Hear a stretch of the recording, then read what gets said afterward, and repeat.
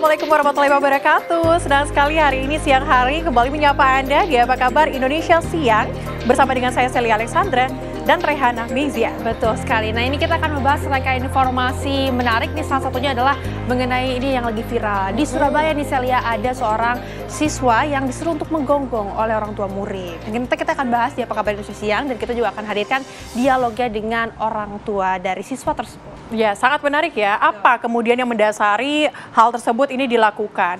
Tapi sebelum kita masuk ke dialog kita punya informasi apa? Kita langsung saja ke informasi yang pertama. Kini pemirsa, pelaku utama pembunuhan terhadap wanita muda hamil ditangkap oleh tim gabungan dari Jatanras, Krimum Polda Sumsel dan Satreskrim Polrestabes Palembang.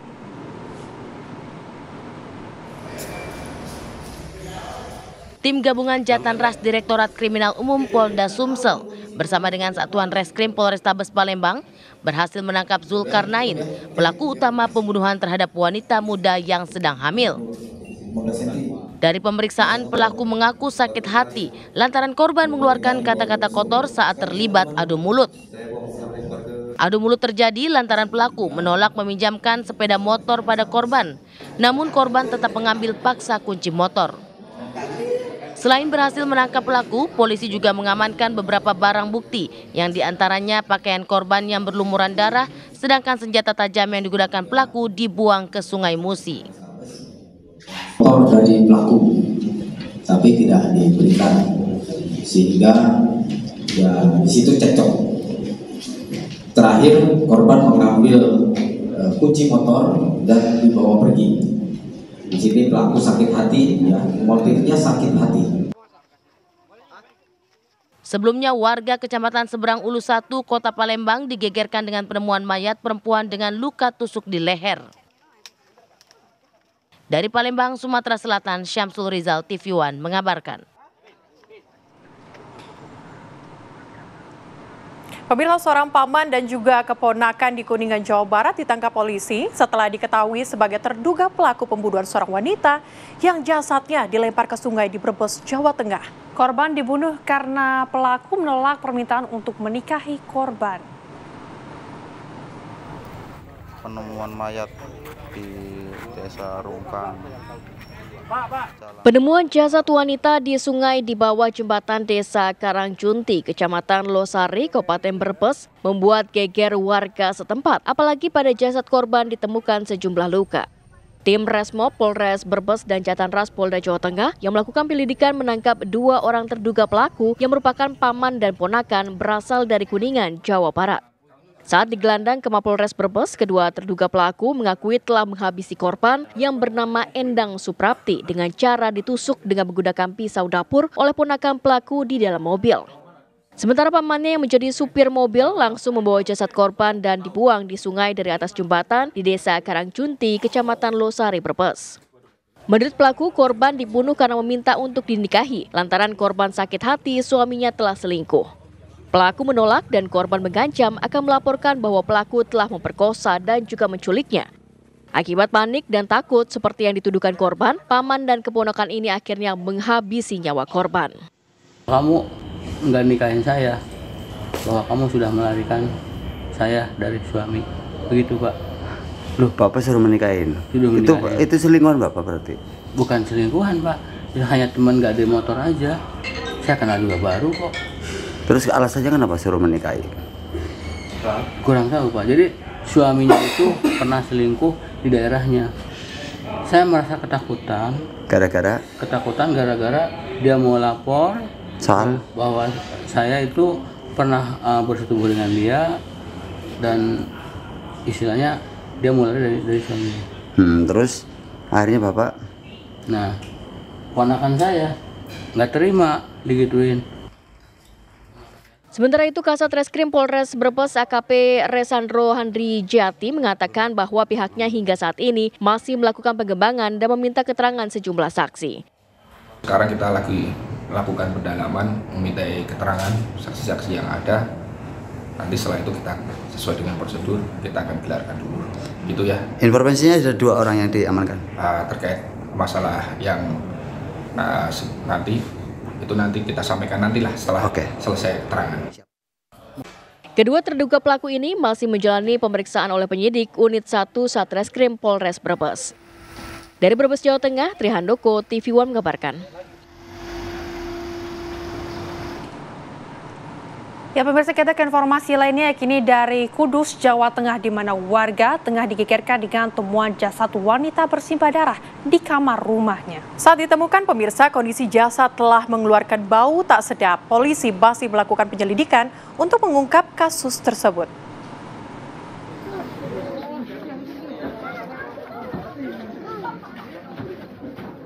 SS, wanita 60 tahun, seorang pensiunan PNS, ditemukan meninggal dunia bersimbah darah di kamar rumahnya di Desa Loram Wetan, Kecamatan Jati Kudus, Senin petang. Saat ditemukan, jasad SS berada di samping anaknya yang memiliki keterbelakangan mental. Ketua RT setempat, Abdul Rozak, mengatakan jasad korban pertama kali ditemukan anaknya yang lain yang tinggal beda rumah saat hendak mengantarkan makanan. Anak korban membuka pintu gerbang menggunakan kunci cadangan. Kejadian tersebut pun menggegerkan warga setempat. Pasalnya beberapa hari terakhir warga mencium bau tak sedap namun tidak menyangka asal muasal bau menyengat tersebut dari jasad SS. Kok adik nggak ada, terus ibu nggak ada, kan dicari, terus ternyata dipanggil. Dek, kamu di mana? Saya di kamar. Di kamar ngapain sama ibu? Terus minta, Dek tolong bukain pintu. Nggak bisa, kuncinya nggak ada. Lalu kuncinya di mana, Dek? Di bawah ibu, gitu. Kamu tahu? Setelah itu kan dilihat dari jendela itu kan bisa dilihat kan, Om. Ya, dilihat gitu, ternyata ibunya dilantet. Jasad SS telah dievakuasi ke RSUD Kudus untuk pemeriksaan lebih lanjut dan kemudian dimakamkan. Aparat kepolisian hingga kini masih melakukan penyelidikan untuk mengungkap kasus tersebut. Dari Kudus, Jawa Tengah, Galih Manunggal, TV One mengabarkan. Pemirsa, aksi kejar-kejaran antara warga dan juga penipu mobil rental ini berlangsung di jalanan Kota Makassar. Pelaku yang berhasil ditangkap menjadi bulan-bulanan warga setelah kabur usai menyerempet sejumlah kendaraan.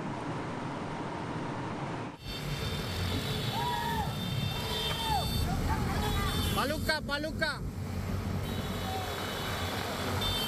Puluhan warga mengejar sebuah mobil berwarna putih yang dikendarai terduga pelaku penggelapan mobil rental di jalanan Kota Makassar, Sulawesi Selatan. Warga minta pelaku berhenti usai menabrak sejumlah pengguna jalan dalam pelariannya. Pencuri. Terduga pelaku berinisial AZ, 42 tahun, berhasil ditangkap warga di sebuah salon.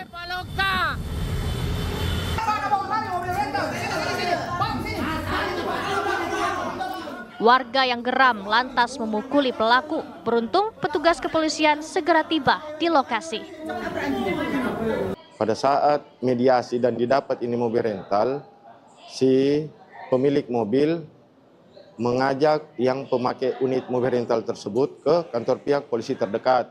Dan pada saat di tengah perjalanan, si pemakai kendaraan mobil rental mengatakan kepada pihak yang pemilik mobil rental bahwasanya kita berganti pakai, bahwasanya kau turun dulu, nanti kau yang bawa mobil. Pada saat pemilik mobil rental turun, si pemakai mobil kendaraan tersebut melarikan diri sampai terjadinya pengejaran. Hingga kini penyelidikan masih berlangsung antara pemilik mobil dan pelaku penipuan mobil rental di Mapolsek Tamalate. Dari Makassar, Sulawesi Selatan, Andri Reski, TV One mengabarkan. Ya pemirsa, seorang siswa SMA Gloria 2 Surabaya dipaksa sujud, jongkok, dan menggonggong oleh wali murid. Nanti kita akan sajikan informasinya di Apa Kabar Indonesia Siang, tapi sesaat lagi. Kena guys, kena. Sini aja loh Pak, wawancara sini aja Pak. Aksi kekerasan terhadap salah satu murid SMA Kristen Gloria 2 Surabaya yang dipaksa sujud dan menggonggong oleh salah satu oknum wali murid di depan sekolah menemui babak baru. Setelah sempat memicu reaksi keras dari pihak sekolah dan membawa perkara tersebut ke jalur hukum, beberapa guru, kepala sekolah, dan wali murid mendatangi Polrestabes Surabaya untuk membuat laporan pada Senin 28 Oktober 2024.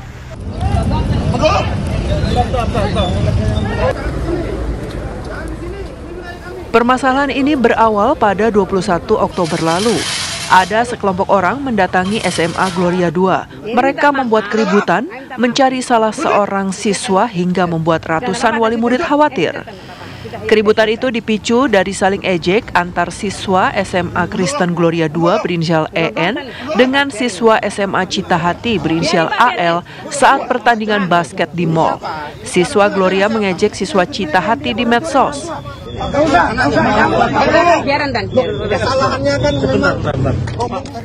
EN mengejek AL yang sekolahnya kalah dalam pertandingan basket tersebut. Namun AL mengadukan olokan EN kepada ayahnya berinisial IV. Tidak terima anaknya diolok-olok, IV mendatangi SMA Gloria 2 bersama sekelompok orang untuk mencari keberadaan EN. IV menuntut permintaan maaf dari EN dan memaksa menggonggong sambil sujud menirukan anjing. Saya pendampingnya security di sini. Tadi dia oleh tim PPA ya. Jadi kami terus memantau perkembangan dari kesehatan mental dari anak. Ada trauma dari yang bersangkutan? Belum tahu, ini masih terus dipantau. Bu, aktivitas belajar di sana gimana, Bu? Sekarang sudah baik, sudah mulai tenang ya, karena kami juga sudah menindaklanjuti lewat kuasa hukum. Korbannya mengalami apa sih, Bu? Luka apa? Sejauh ini tidak ada. Tidak ada. Ada pemukulan? Tidak ada.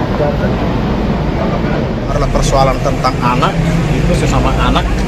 Tapi yang kedua adalah persoalan kami adalah mewakili yang dialami oleh SMA Gloria. Karena peristiwa itu, peristiwa anak tadi merembet ke lingkungan sekolah dan itu membuat ketidaktenangan daripada sekolah. Orang tua tidak nyaman, anak-anak juga ada yang takut ke sekolah, ada keresahan lah. Nah, oleh karena itu kita percayakan ini kepada pihak polisi supaya kemudian diselesaikan yang terbaik. Sejak kejadian tersebut, proses belajar mengajar menjadi terganggu dan wali murid tidak tenang melepas anaknya sekolah. Diharapkan permasalahan ini secepatnya selesai sehingga tidak mengganggu proses belajar mengajar. Seminggu kasus laporan tersebut berselang, kedua belah pihak sudah berdamai, namun memicu reaksi dari pemerhati anak. Oknum wali murid yang memaksa tindakan tidak manusiawi tersebut harus tetap ditindak. Dari Surabaya, Jawa Timur, Zainal Azhari, TV One mengabarkan.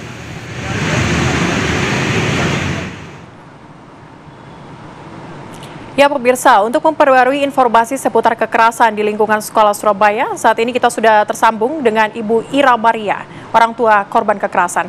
Selamat siang, Bu Ira. Selamat siang, Mbak.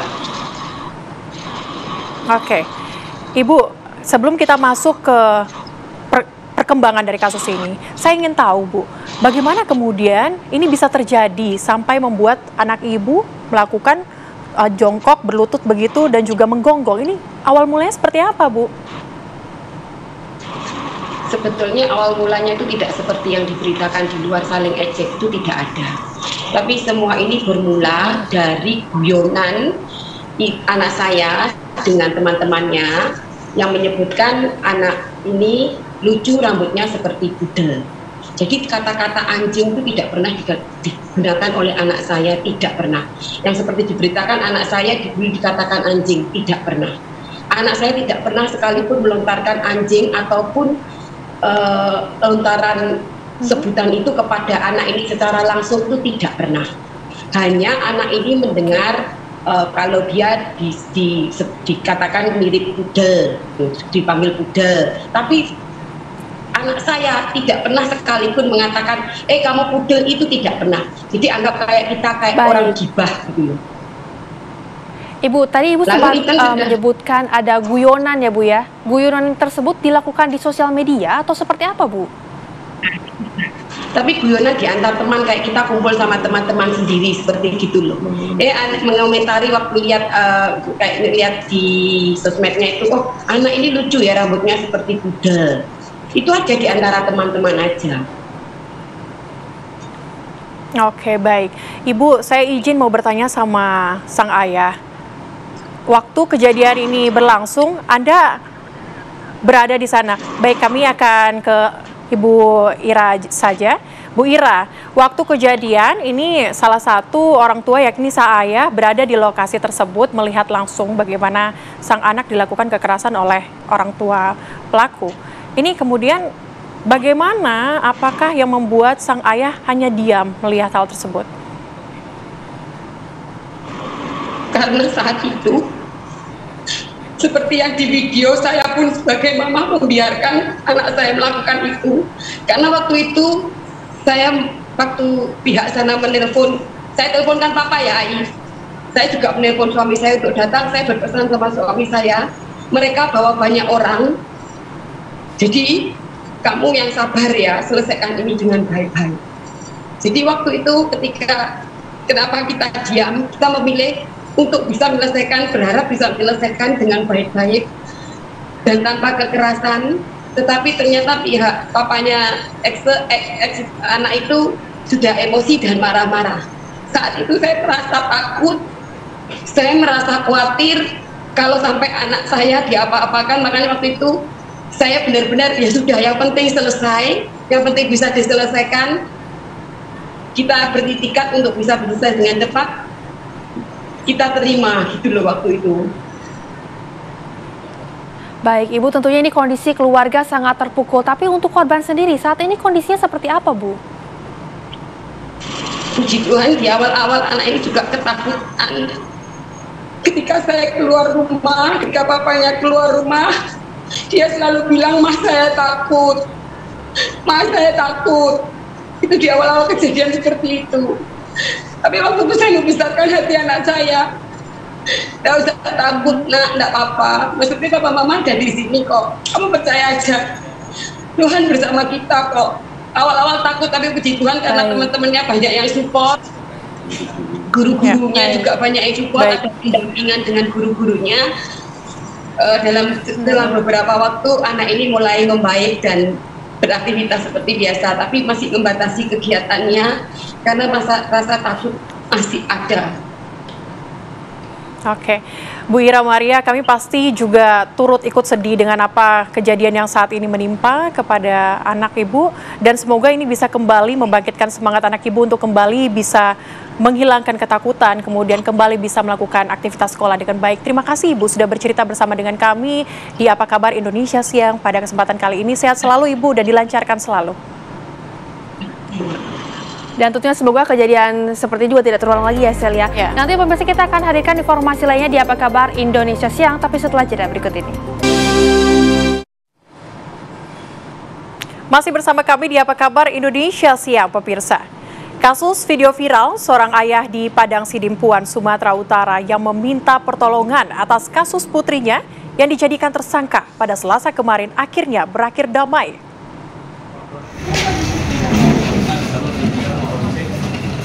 Mediasi antara dua pihak dalam kasus saling lapor dugaan pornografi berlangsung di Aula Praditina, Mako Polres Padang Sidimpuan, Sumatera Utara.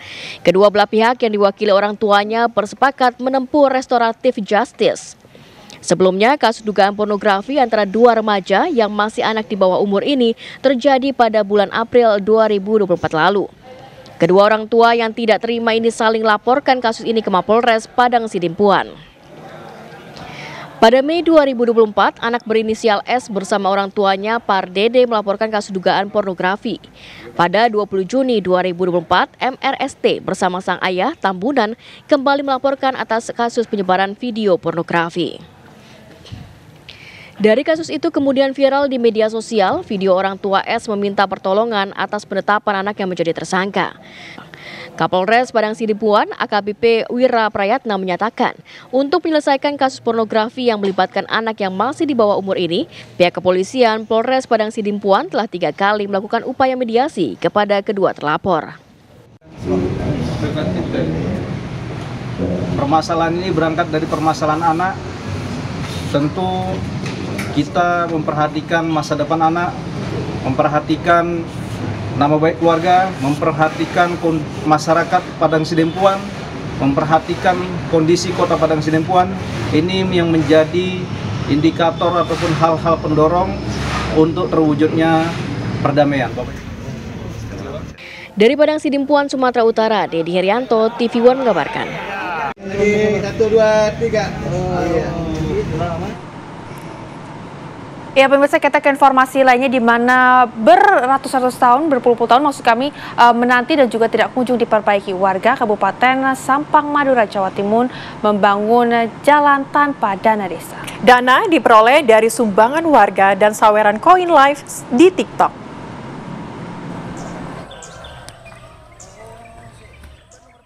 Selama puluhan tahun, warga Dusun Mangangar, Desa Batu Poron Barat, Kecamatan Kedungdung, Kabupaten Sampang Madura, Jawa Timur, menanti perbaikan yang tidak kunjung dilakukan pemerintah desa. Setiap hari, warga harus melewati jalan yang rusak, apalagi saat musim hujan. Akibatnya, warga melakukan perbaikan jalan dengan dana sumbangan warga sendiri. Dalam proses perbaikan jalan ini, seorang warga mengunggah video hasil pekerjaan perbaikan jalan di akun TikTok-nya. Ia juga melakukan live saat proses perbaikan berlangsung. Alhasil, aksi ini viral dan mendapat respons positif dari warganet dan sumbangan dana. Hasil dari sumbangan warga dan saweran koin TikTok digunakan untuk memperbaiki jalan sepanjang 475 meter lebih. Jalan yang diperbaiki warga dengan koin TikTok itu pun diberi tulisan sebagai penanda untuk membedakannya dengan jalan yang sebelumnya sudah dibangun dengan dana desa. Dengan jalan yang sudah diperbaiki ini, warga dapat beraktivitas dengan cepat dan lancar.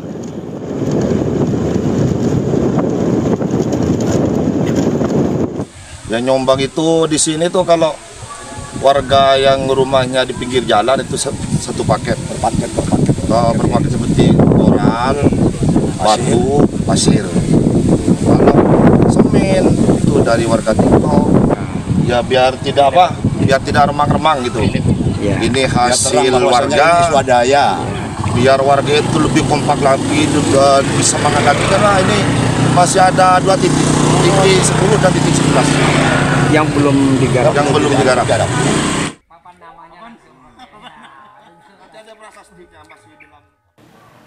Rencananya pembangunan jalan desa ini akan terus dilakukan sesuai dengan penghasilan dari TikTok. Diperkirakan masih ada 2 lokasi jalan yang rusak dan akan dibangun dalam waktu dekat.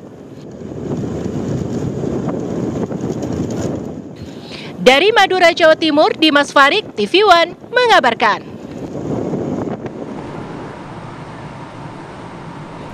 Ya pemirsa, masih banyak dan beragam informasi yang akan kami hadirkan untuk Anda sesaat lagi di Apa Kabar Indonesia Siang. Di TV One. Apapun aktivitasnya, Madu TJ Saset. Di perjalanan, Madu TJ Saset. Untuk siapa aja, di mana aja, Madu TJ Saset. Praktis, pas di kantong. Madu TJ Saset. Pak, ada kurma? Yakin cari kurma, Bu? Kan bukan Ramadan. Sari kurma Arab? Yakin ada di Sari Kurma TJ. Baik diminum kapan aja. Dipanen di Arab, dikemas di Indonesia. Sari Kurma TJ. Enak, halal. Yakin. Jalan yuk. Usia nambah, gerak susah ya. Kesehatan sendi harus diperhatikan. Rajin gerak badan tak berlebihan. Bila perlu, minum Wellmove. Diproduksi dengan teknologi modern, higienis, dan halal. Wellmove, bergerak itu nikmat. Untuk membantu atasi capek, pegal, dan nyeri otot, pakai Hotin Cream. Kalau untuk meredakan nyeri sendi, rematik dan keseleo, nah, itu pakai Hotin DCL baru. Bahan aktif DCL-nya efektif mengobati rematik, linu, dan nyeri sendi. Hotnya Hotin banget deh. BHS, The Art of Craftsmanship.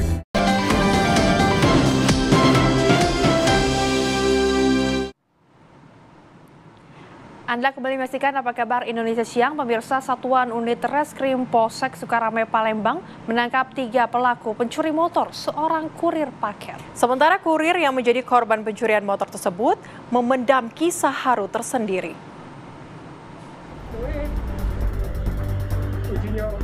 Rasa sedih bercampur haru terpancar dari abang kurir paket di Palembang yang kini banyak mendapatkan bantuan usai videonya viral di media sosial. Kurir paket yang beberapa hari lalu kehilangan motor termasuk barang-barang pelanggan yang belum diantarkan akhirnya mendapatkan jalan keluar yang melegakan. Sebelumnya, abang kurir ini sempat bercerita harus mengganti barang-barang yang hilang, namun berkat bantuan dari warganet yang simpati atas nasibnya, semua kesulitan menjadi kemudahan bagi dirinya. Kerja keras polisi juga membuahkan hasil. 3 pelaku pencurian sepeda motor milik kurir paket yang terekam CCTV berhasil ditangkap polisi. Ketiga pelaku ditangkap polisi 1 hari setelah para pelaku mencuri karena identitas pelaku diketahui melalui rekaman CCTV. Dari penangkapan itu, polisi menyita barang bukti 9 paket milik korban. Sementara motor korban masih dicari petugas dengan memburu penadahnya. Kami berhasil mengamankan kembali barang-barang paket, namun hanya tersisa 9 paket dari 50 paket yang seyogianya menjadi tugas daripada korban. Dari Palembang, Sumatera Selatan, Febriansyah, TV One mengabarkan.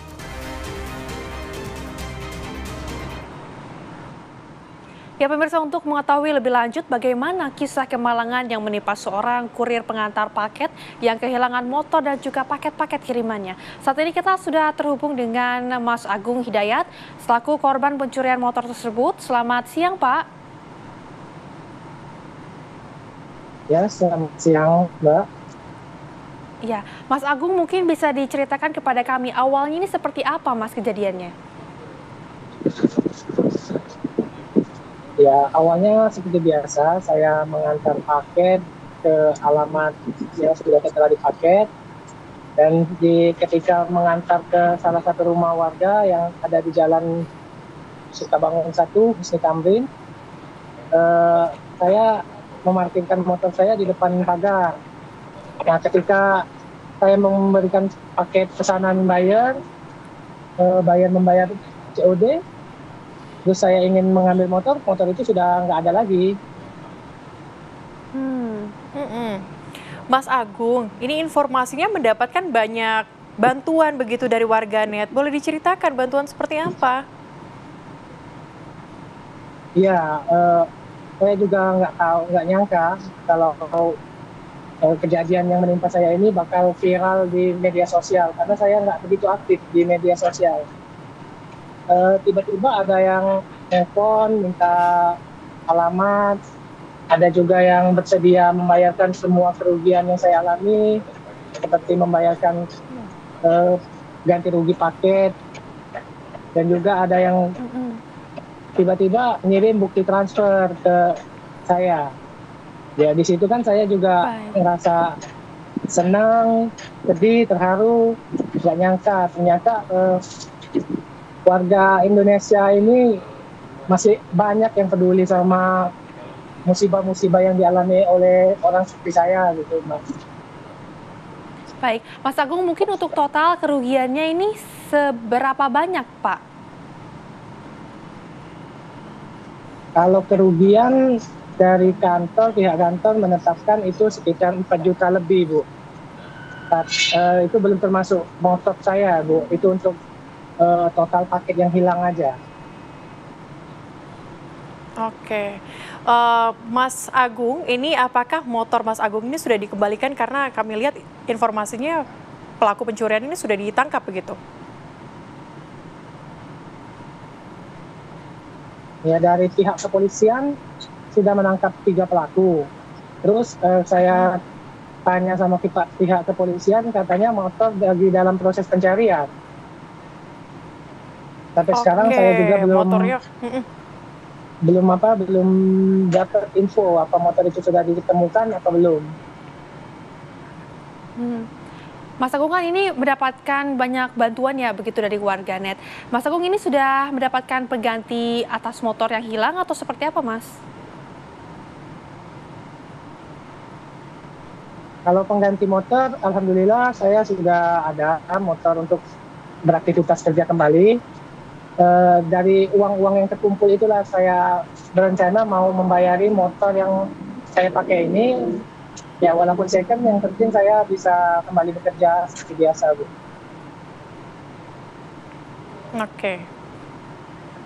Oke, rupanya viral di media sosial ini juga membantu begitu ya, membantu kerugian yang terjadi, membantu sesama. Ini satu hal yang sangat positif yang dilakukan oleh warganet. Terima kasih Mas Agung Hidayat hari ini sudah bergabung bersama dengan kami di Apa Kabar Indonesia Siang. Sehat selalu. Ya pemirsa, kita juga masih akan menghadirkan informasi selanjutnya. Tetaplah bersama kami di Apa Kabar Indonesia Siang.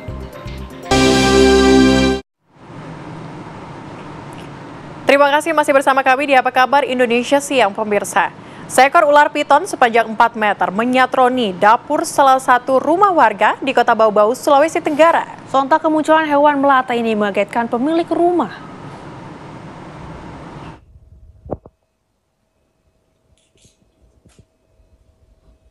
Warga perumahan Anggoro di Kelurahan Kadolo Katapi, Kota Bau-Bau dikejutkan dengan munculnya ular piton sepanjang 4 meter yang menyantroni rumah salah satu warga.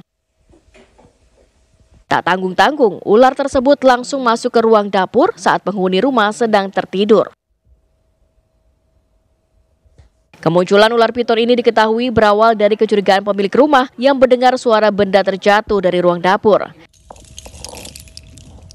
Setelah diperiksa, ternyata seekor ular piton telah mengacak-acak isi dapur. Sontak pemilik rumah langsung terkejut. Ular piton berusaha kabur dengan merayap dinding dapur saat pemilik rumah bangun. Setelah menerima laporan, sejumlah petugas damkar langsung mengevakuasi binatang melata tersebut. Petugas sempat mengalami kesulitan lantaran ular terlihat agresif dan sempat menyerang saat proses evakuasi. Awalnya kan kayak kedengaran bunyi-bunyi jatuh gelas, ada piring apa yang kaleng-kaleng besi itu. Pertama saya pikir kayak kucing tuh. Tapi habis itu saya karena sudah terlalu banyak saya keluar. Ternyata ada ular yang agak lumayan besar. Ular memiliki kebiasaan keluar dari sarangnya saat hujan turun untuk mencari mangsa. Olehnya itu, warga diminta tetap waspada dan juga berhati-hati saat beraktivitas. Ular tersebut kini telah dibebas liarkan ke hutan yang jauh dari permukiman warga. Dari Kota Bau-Bau, Sulawesi Tenggara, Jamil Azali, TV One mengabarkan. Ya pemirsa, kita beralih ke informasi lainnya kini dari Bengkulu Tengah, di mana seorang ayah tega berudah paksa anak kandungnya sendiri yang masih di bawah umur. Bahkan tindakan bejat ini dilakukan sejak korban berusia 14 tahun. Dalam aksinya, pelaku selalu mengancam akan membunuh korban. Kasus ini terbongkar usai korban melapor ke polisi. Unit Perlindungan Perempuan dan Anak bersama anggota Satreskrim Polres Bengkulu Tengah meringkus AJ, warga Kecamatan Karangtinggi, Kabupaten Bengkulu Tengah, yang merupakan pelaku tindak asusila terhadap anak kandungnya sendiri yang masih berusia 16 tahun. Pria 37 tahun ini diringkus atas laporan korban yang sebelumnya memberanikan diri datang sendiri ke kantor polisi. Dalam kondisi traumatis, akhirnya korban didampingi oleh unit PPA membuat laporan terhadap ayah kandungnya. Tak butuh waktu lama, polisi langsung meringkus pelaku setelah mendapatkan sejumlah bukti, diantaranya hasil visum terhadap korban. Dari keterangan polisi, korban telah diruda paksa oleh ayahnya sejak tahun 2021 sebanyak 3 kali. Korban diruda paksa saat ibu korban sedang tidak ada di rumah. Untuk tindakan ini sudah 3 kali. Yang pertama pada bulan Maret 2021. Yang kedua bulan April tahun 2021, yang ketiga pada tahun 2022 bulan Februari. Itu pas melakukan selalu mengancam atau gimana? Saat melakukan, pelaku mengancam kalau anaknya melapor ke ibunya akan dibunuh. Sebelumnya, korban telah melaporkan perbuatan ayahnya tersebut kepada ibu kandungnya, namun sang ibu tidak pernah mempercayainya. Tak mampu membendung rasa trauma tersebut, akhirnya korban baru melaporkan kejadian ini ke polisi. Akibat perbuatannya, pelaku yang berprofesi sebagai petani ini akan dijerat dengan Undang-Undang Perlindungan Anak dengan ancaman 15 tahun penjara. Dari Bengkulu Tengah, Bengkulu, Ferry Yustika, TV One mengabarkan. Ya pemirsa, selanjutnya kita hadirkan informasi mengenai penggebrekan terhadap kasus judi online di mana sejumlah anggota kepolisian Polres Bangkalan Madura, Jawa Timur yang melakukan penggerebekan terhadap pelaku judi online. Saat penggerebekan di sebuah rumah, petugas menemukan 2 senjata api, sementara 2 orang pelaku sedang asyik pesta narkotika jenis sabu.